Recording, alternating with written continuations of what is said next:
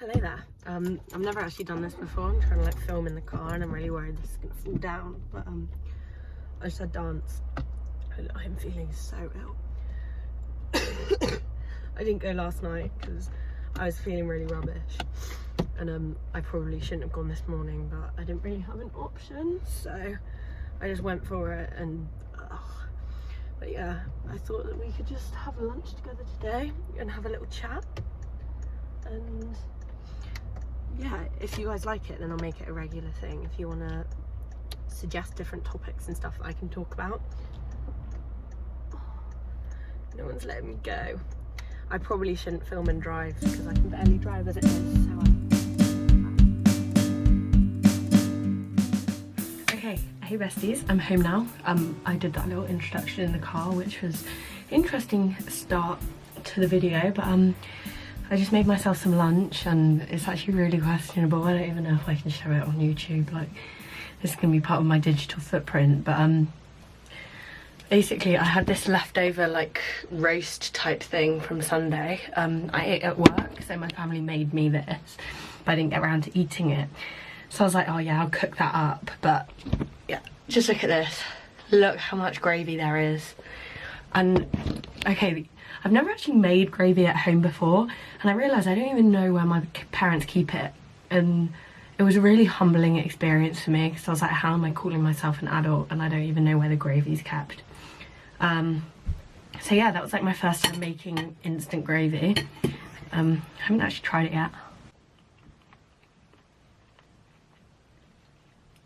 yet. Surprisingly okay. But yeah, that really made me realise that although I'm at 18, I'm not officially adulting yet. Thought I'd turn this into like maybe a bit of a series if you guys like it, where we could just chat about different struggles, different things that are coming up for you in your recovery that you want to chat to someone about, because I get it. Recovery is lonely and it's scary and it's so confusing because like there are these different parts of your brain that are constantly telling you different things, and it's like, which part do I believe? So from now on, you're not going to listen to either part, you're just going to listen to me. I'm joking, I am not a doctor, I cannot give you any sort of medical advice, so everything that I'm saying just comes from my own personal experience, and just because this stuff applies to me, it doesn't necessarily apply to you. Just need to get that out there before I start claiming responsibility.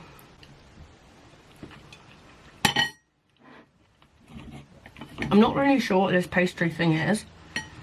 It's like the equivalent of like a vegan Wellington, I think, but I'm not sure like what actually makes up the filling. So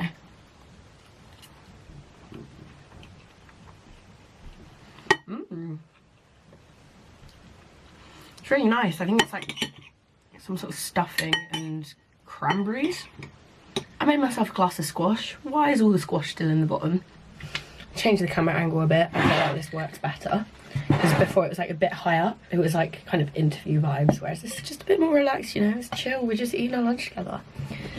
I've been chatting for like 10 minutes and I still haven't got on to what this video is going to be about, so I thought I'd chat a bit about extreme hunger and all things surrounding that, because I know that it's really scary when you're in recovery and suddenly your body's like, give me food, I want food, and you haven't been used to listening to it, so it's like, is this normal? Is this okay? Should I be doing this? So we're just going to chat about that, because trust me, I've been there.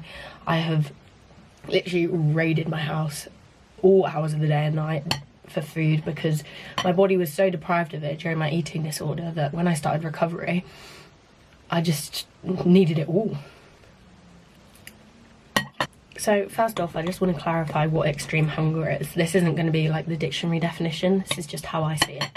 Extreme hunger is how it sounds, hunger that is a lot, it's extreme. This happens to a lot of people after a long period of restriction, and that is simply because your body is trying to make up for that period of time where it just wasn't getting enough energy. It is very normal, and it doesn't just happen if you're at low weight or you're trying to gain weight. This can happen at literally any time during your recovery journey. For some people it starts pretty much straight away, and for other people it will take a few months before like these feelings kick in. But whenever and however it happens for you, it is normal and you don't need to stress about it. In a lot of treatment services, they often, if they want you to gain weight, they suggest that you gain X amount per week. And I find that this can actually be really problematic, because it should be about letting go of control and letting go of all these numbers that are dictating your life. But then when the mental health services are telling you to gain X amount, it's just like bringing all those disordered thoughts and behaviours back, in my opinion. And then when you're experiencing extreme hunger, it can be really stressful knowing whether or not to honour it, because you're only meant to gain X amount of weight this week and you don't want to gain too much. Honouring your extreme hunger, it isn't going to make your weight skyrocket and get completely out of control, because I know that that is a big fear.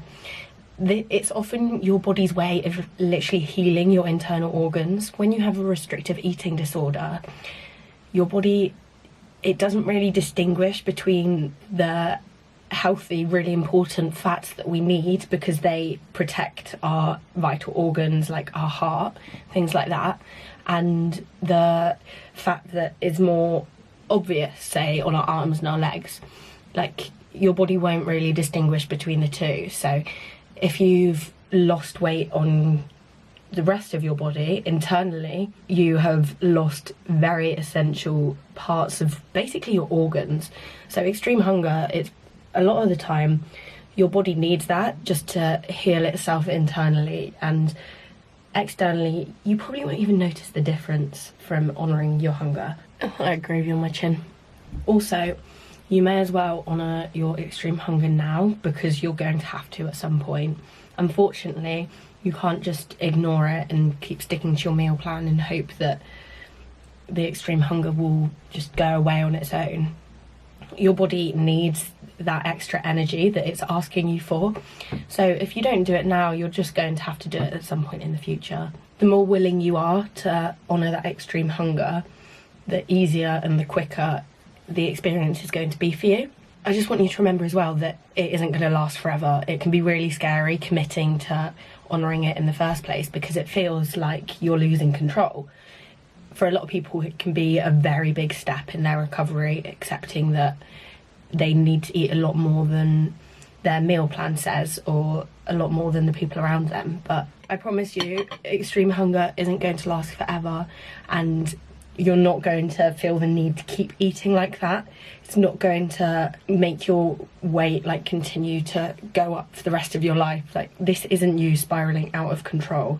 This is you literally just giving your body what it needs. I was actually so scared when I started honouring my extreme hunger that I'd literally start eating and never stop, because that is what it feels like. That is why it's called extreme hunger, because it is an extreme feeling. I genuinely thought that if I allowed myself to eat as much as I wanted to, I would just keep doing that for years and years and years, and my body would never feel satisfied and I would double or triple in size. These are eating disorder thoughts. They are irrational fears that come about because like your eating disorder fears the loss of control. Extreme hunger for me lasted, I'm not actually sure now, I'd say a month or two.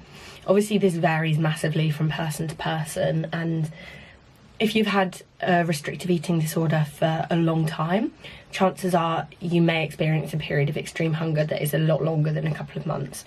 So I'm not saying that as in like, oh, after 2 months you need to sort it out. I'm just saying that that is what it was like for me. For some people it might only be a couple of weeks, but you know, I've followed like recovery accounts and I know that they've been experiencing extreme hunger for maybe even the best part of a year. However long it takes for you, you just got to trust the process and keep reminding yourself that this isn't going to last forever. You're not out of control. Your appetite isn't going to stay like this forever. I think it can be really difficult as well when you're comparing yourself to people around you. I spent a lot of time looking at how much my mum was eating and thinking, oh my gosh, I'm eating like at least double what she is, and then all those negative thoughts come in that I'm fat and that I'm out of control and, you know, XYZ, all those horrible feelings that keep you up at night. What really helped me was reminding myself that my mum hasn't just been through that period of restriction that I had been through. My mum has got all those backup energy stores from the past 6 months, say that I'd been restricting and she hadn't, which is why I need more food to like make up for it. I used to have a lot of fears around the sort of line between binging and just honouring your hunger. When I started experiencing extreme hunger, Cam's had put me on like a weight gain meal plan. And I remember before I was experiencing the extreme hunger, I found that meal plan to be a lot and I really struggled through it. And then all of a sudden, it was not enough food at all. And I was like adding in extra snacks.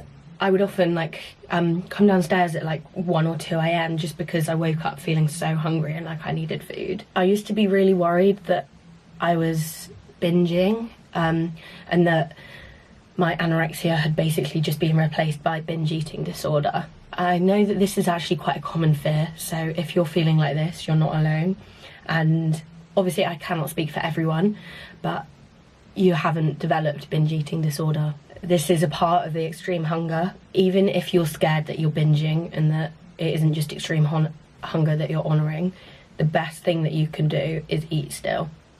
Because if you do try and restrict what you're eating, or say, no, I can only have 1 extra snack today, and try and like balance it out a bit, your body is going to need that food at some point. So the chances are that then you will end up eating that food and it'll be a lot in one go and there'll be massive feelings of guilt around it. I basically had to just give myself unconditional permission to eat, and what that means is no matter the time of day, no matter how much I'd already eaten, no matter what it was that I wanted to eat, I was going to let myself have it, because that got rid of all the food rules that I was trying to keep hold of. That Wellington was actually really nice. I feel like my meal was missing an element though. Even now, I still honour all of my hunger. I've stuck with the unconditional permission to eat vibe. Well, it's not a vibe, like, it's just like a life motto of mine.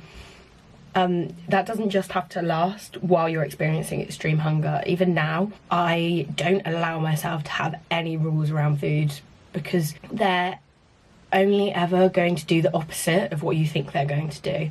If you think that it's going to help you have control around food, I often found that I would then end up eating all of that food that I wanted in one go, and feeling like I just binged and feeling so much guilt and all these horrible physical and mental feelings.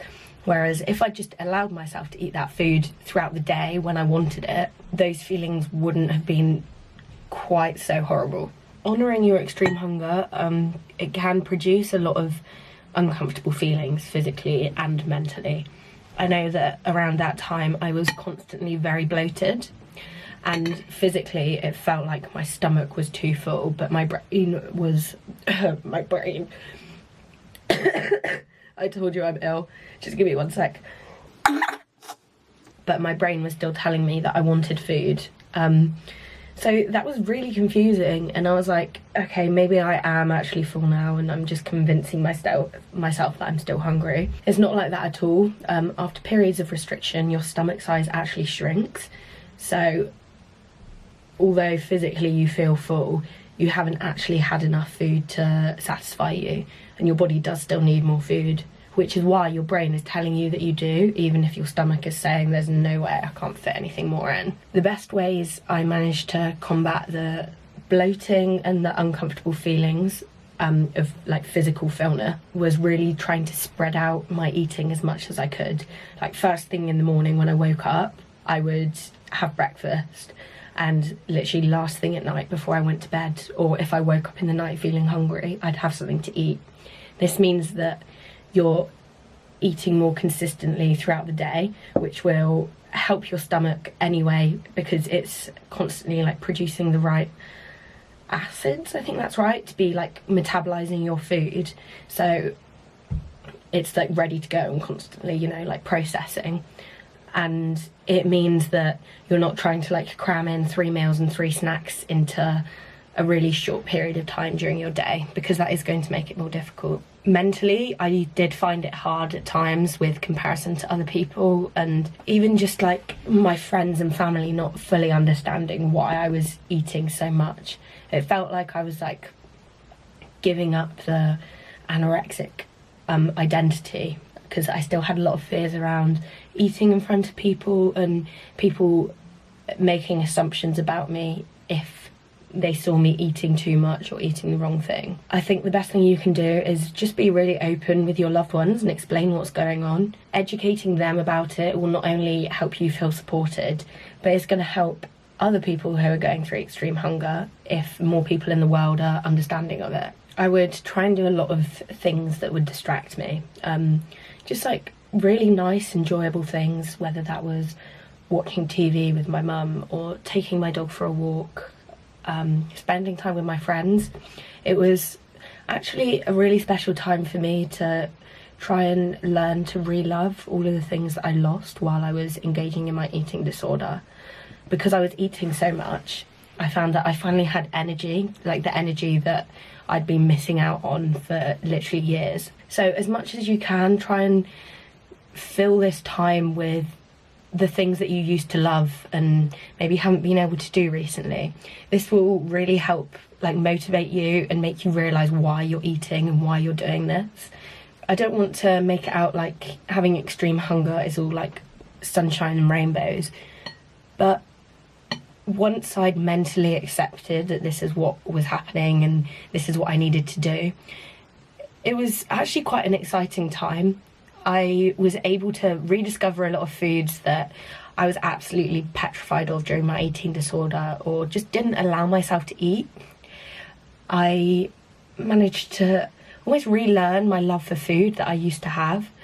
I got back into eating meals with my family and turning food back into what it should be, which is something that brings you together and just adds to your life rather than brings anxiety and guilt and stress. So I know you might be watching this right now and thinking, she's so out of touch, I don't understand how she's trying to tell me this. But if you can, try and enjoy it, and just remember that every single time you eat, you are doing the right thing, even though your brain is probably screaming at you and telling you that you're not. Every time you honour your extreme hunger, you're getting one step closer to recovery and one step further away from the eating disorder controlling your life. After a period of extreme hunger, your hunger signals will go back to normal, and you probably won't even notice it happening, but you do just have to trust the process. You can't just try it out for a couple of weeks and be like, yeah, I'll honour this hunger, and then, you know, back out and think, oh my gosh, it's never going to end, I need to restrict and I need to compensate. It can be a long journey, and recovery from an eating disorder does take a long time. I'm not denying that. I've been in recovery for over 2.5 years, and it's only been probably in the last 6 months that I've started calling myself fully recovered. You've just got to accept that even though recovery is really difficult, the worst day that you will have in recovery will be 1,000 times better than the best day that you could possibly have whilst actively engaging in your eating disorder. One other thing that really helped me while I had extreme hunger was finding accounts on TikTok where other people, like mostly other teenage girls, were also experiencing extreme hunger. Seeing them eat enough to honour the extreme hunger was so reassuring. Katie Brooks, I follow her on Instagram and on TikTok. At the time, I think she was going through like a weight gain journey as well, and watching her like eat normal food and eat enough for her body, it really made me realise that we all have different needs. She was eating probably similar to what I was, and it just makes you feel less alone. So definitely try and use social media as a good resource. Be careful, because obviously there are always going to be videos and content out there where people are promoting themselves not eating enough, and it can be really difficult, especially when you have a disordered relationship with food, to be able to tell if it is normal or not. You've basically just got to eat what's right for you. And you're not failing at your eating disorder or at recovery by not sticking to the meal plan. I used to pretty much double up on my weight gain meal plan because it literally just wasn't enough food for me. yeah, there definitely becomes a point where following a meal plan can become more disordered than not following one. And when I started experiencing extreme hunger, that was definitely the point for me where I was like, okay, this isn't working for me anymore. I think during the early stages of it, my mum was still providing me with a lot of my food, and I found it really difficult to go into the kitchen and get myself a snack when it wasn't being given to me by my mum, because it felt like I was binging or like I was out of control. But I also found it really, really difficult to tell my mum if I wanted more food. And that is like those eating disorder thoughts that keep coming back in. But try and explain to whoever is like in charge of your treatment, if there is someone, that you think you're experiencing extreme hunger, and ask them to just do their own research about it. You don't even need to talk to them about your own personal experience with it, because I get that can be difficult, but just say, hey mum, hey dad, hey whoever, I think I'm experiencing extreme hunger. Please can you Google it? Once my parents understood what I was going through, it made it a lot easier, having them able to support me. Then they were able to give me enough food without me feeling like I needed to ask for it. I'm gonna get some more food because that wasn't enough. It was literally just like a little piece of Wellington and some peas, so I definitely need something else, and then I'll be back. Hello, I'm back with lunch part 2. Got some avocado on toast and some crisps with hummus, which, to be honest, you just can't go wrong with, can you? No, my camera's sliding away. There we go, that's fine.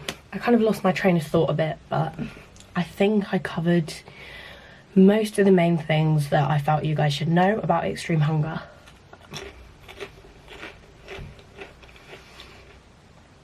In terms of mental hunger, just keep honouring it. Like, it's a very valid form of hunger.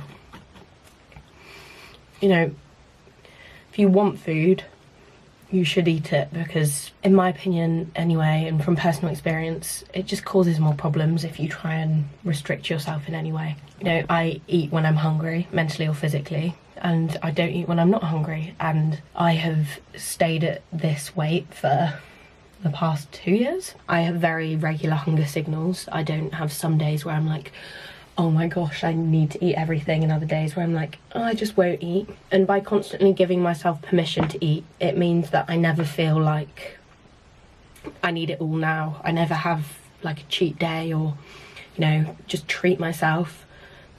If I want something, then I'll just have it when I want it. And that really gets rid of all of those unhealthy thoughts and like behaviours around food. Like I said, I'm really hoping to make this like a regular thing.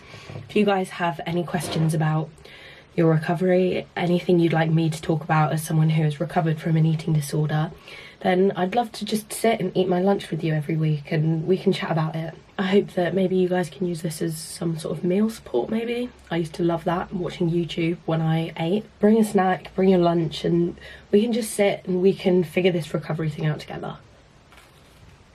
If you have any additional questions about extreme hunger, or you have any suggestions for future videos around this like series, then put them in the comments and I will respond to every single one of you. I hope you have an amazing day. I hope you're all looking after yourselves. I love you all loads, and I will see you guys soon. Thank you for being here. Goodbye.